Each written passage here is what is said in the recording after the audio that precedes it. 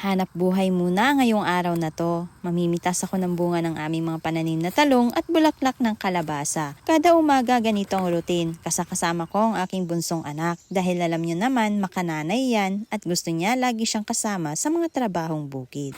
Magandang araw. Sa bukid, napakaraming trabaho. Ganyan talaga madalas ang buhay namin mga magsasaka. Mula sa paghahanda ng taniman, pagdidilig ng mga pananim para gumanda ito. Dahil kung hindi mo din ito didiligan, ay hindi rin ito lalaki. At hanggang sa pag-ani nga ng mga bunga nito, ay talagang napaka-busy ng buhay namin. Sa buhay magsasaka nga, ito yung isa sa pinakamasayang parte. Ang mag-ani ng bunga ng iyong mga itinanim at ang pagbebenta nito. Napakasarap sa pakiramdam kapag nakikita mo na yung iyong mga pinagpaguran ay namumunga na at napapakinabangan mo na ito. Ito yung variety ng talong na di ako nahihirapang ibenta dahil sa masarap at manamis-namis ang lasa. Mas lalo na kung pang torta. Pero marami din ang nag-order sa akin ng pang nilaga. At itong mga napitas ko ngayon nga ay order na ito kaya di ko na kailangan dalhin pa sa palengke yung mga napitas ko. Kahit itong mga bulaklak ng kalabasa mga kabukid ay hindi ko na ito dadalhin sa palengke. Medyo marami na yung aking mga naaaning bulaklak at marami na din ang mga nabubuong bunga. Tiyaga lang talaga ang kailangan kung isa kang magsasaka para lang sa ganon ay mayroon kang aanihin, mayroon kang ibebenta at may pambili ka ng iyong kakainin.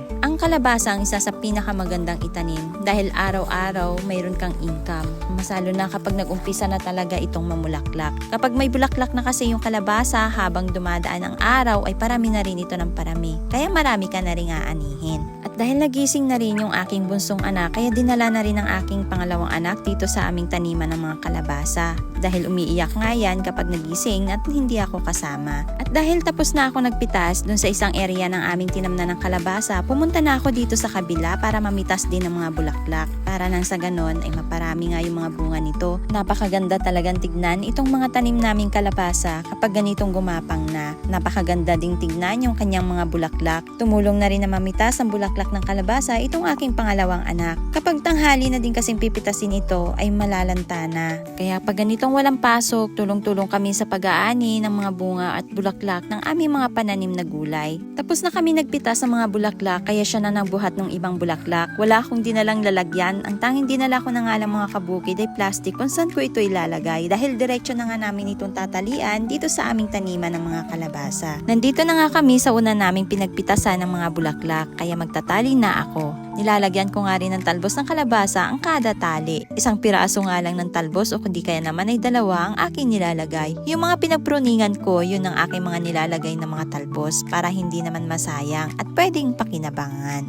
Dito sa amin, di lang bunga ang nabebenta, pati na rin talbos at ganun na rin yung bulaklak. Ang bulaklak kasi ng kalabasa ay maraming pwedeng pagsahugan. Pwede mo itong lutuing inabraw, o kaya naman ay dinengdeng, ilaga, o di kaya naman ay halos sa mga buto-buto tulad na lang ng munggo, bitwelas, o kaya naman ay agayat, o yung buto ng sitaw. At yan, natapos ko na nga pong talian lahat yung bulaklak ng kalabasa, kaya isinilid ko na dito sa plastic. Ihahatid na nga lang ito mamaya mga kabukid. Kakain lang muna kami ng almusal bago dadalhin dun sa nag-order. O diba, ang bilis lang ng income sa pagtatanim ng gulay. Basta masipag at matyaga ka, talagang hindi ka magugutom.